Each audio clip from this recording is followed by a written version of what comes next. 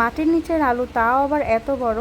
আর এত বড় আলু আমি এই প্রথমবার দেখলাম। তো আব্বু হচ্ছে এটা বাজার থেকে কিনে নিয়ে এসেছে, এত বড় মাটির আলু। তো এই মাটির আলু দিয়েই হচ্ছে আজকে মাছ রান্না করব।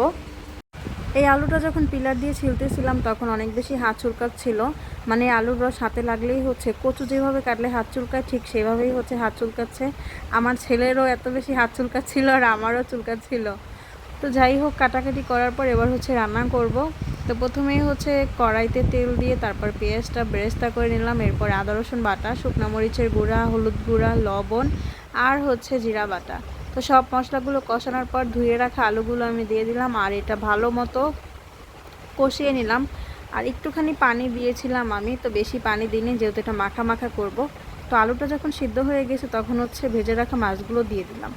এবং যখন নামাবো তখন নামানোর আগে হচ্ছে আমি ম্যাজিক মশলা আর হচ্ছে ভাজা জিরা একটু ছিটিয়ে দিলাম যাতে একটু সুন্দর ঘ্রাণ আসে। আর কালারটা এত বেশি সুন্দর এসেছে কি আর বলবো।